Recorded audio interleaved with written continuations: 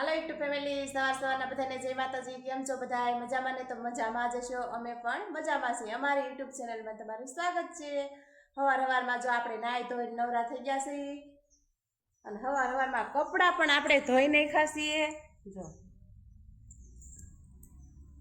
અને કચરા પોતા બધું કામ ઘરનું થઈ ગયું છે આપણે સવારમાં જો. અને આજે તો છે વરાપ, અમારે તડકી કાઢી છે અમારે આજ તો, પણ વાદળા થવા મળ્યા છે થોડા આમ જો. હાલો હું તમને વાતાવરણ દેખાડું આજનું. જો આપણે કાલના લુગડા હતા ને બધા ધાબા ઉપર નાખી દીધા, નકર ફૂંકાય નહીં જો.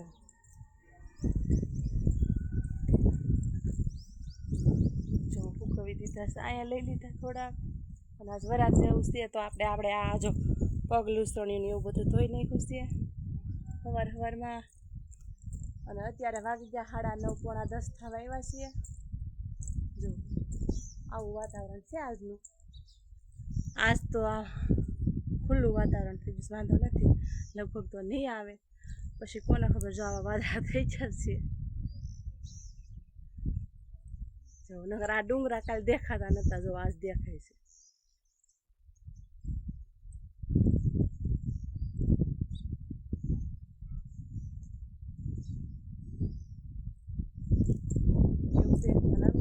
ભણવા વહી આજ તો સોમવાર એવું બધું છે.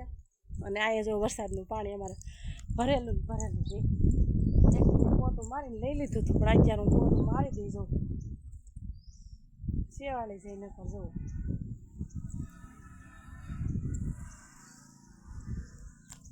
એવું છે. હવે જાય નીચે અમિતના પપ્પા શું કરે છે જોઈ લઈ.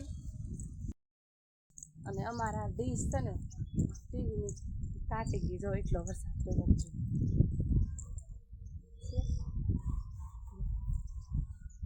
કાઢી ગયો આમ, કેમ કે આ પતરું હોય ને એટલે કાઢી કાગળ કઈ બાય આ કેમેરો છે, કેમેરા ભાઈ આમ નામ છે.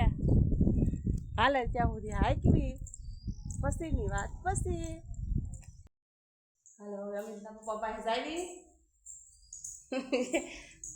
લાઈટ નથી, લાઈટ નથી, નકર પંખો ચાલુ હોય કા. કેમ છે હવે?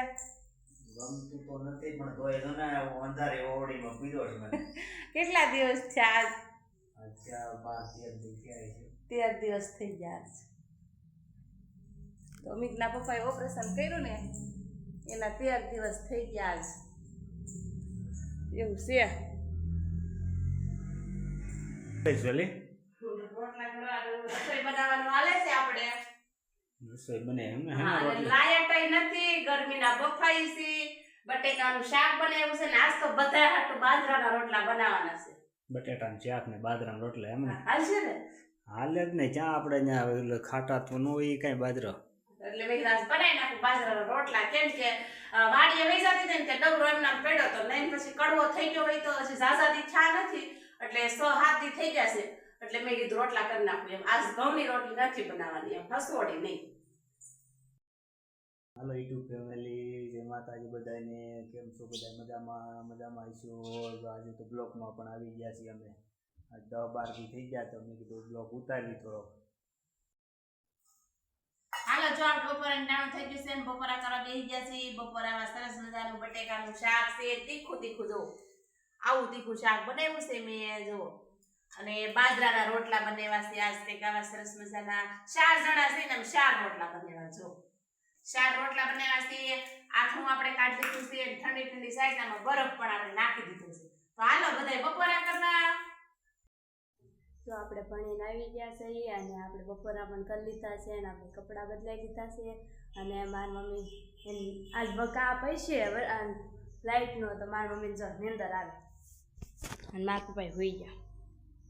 હોઈ ગઈ છે કે ને આપણે જોઈએ સાહેબ આપણે લાઈટ વગેરેની નીંદર આવે. પંખો એમ નામ છે જો ફરે છે, પંખો ફરતો હોય ને તો નીંદર આવે, નકર ન આવે. અને આજ તો છે લાઈટ નો કાપ છે. 4 વાગે લાઈટ આવવાની છે, ત્યાં સિવાય આવવા નથી. સવારના ગરમીના બફાવી સેવી કેમ કે જો રાંધતી હતી ને તઈ એટલી ગરમી હતી પણ અત્યારે એટલી ગરમી થાય છે કેમ કે આ ઓઢીને હોવું પડે નકર માછું કંદડે. મને તેમ થયું કે આ વગર લાઈટે નીંદર આવી ગઈ છે. આમાં નીંદર આવી ગરમી પાસે આમ જો આમ આપણે કોઈ દી ગરમીના રહ્યા ન હોય એટલે આપણને ગમે નહીં એટલે આમ જાગ્યા રાખી આમ ઓઢી જાય કેમ કે માછું કંદડે ને એટલે ઘડીક આમ ઓઢી જાય. મારા પપ્પાને જ નીંદર આવી ગઈ. એને નાખા ટીપા. ઠીક ટીપા નાખ્યા છે. હા ઈ જાગે જ છે ટીપા નાખા છે એટલે. જો આજ લાઈટ નો કાપ છે એટલે મારી મમ્મી જાગે છે નકર હોઈ ગઈ. હાલો જો અત્યારે 5:30 વાગી ગયા છે ને આપણે બધું કામ કરી નાખ્યું છે રોંઢાનું મંજવારી બધું કરી નાખ્યું છે અને આટાણે વરસાદનું પણ વાતાવરણ જુઓ કેટલું અંધારું થયું છે. હાલો હું તમને બતાવું કેવું અંધારું થયું છે.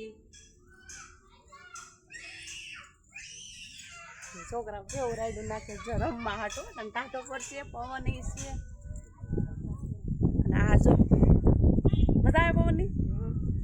લાઈટ વહી ગઈ તો ઘડી કાંઈ આવે તો આવી લાઈટ હજી આવી જ છે અને એમ જો અંધારું થયું આ કેટલી ઘણી રહે આવે ને જાય ને આવે ને જાય. જો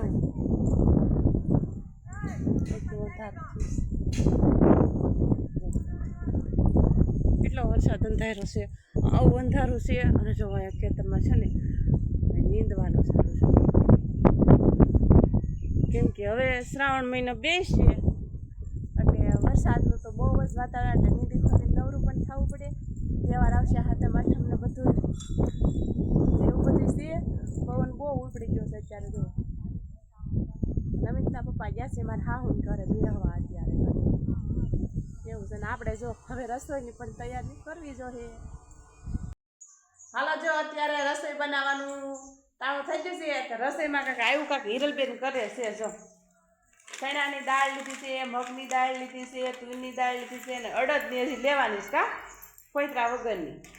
તો આજે કાંઈક પ્રોગ્રામ બનાવવાનો છે કા તો આપણે આજ કાંઈક પ્રોગ્રામ બનાવવાનો છે. બધી દાળ ભેગી કરી છે એનું શું બને એ આપણે આગળ તમને દેખાડશું.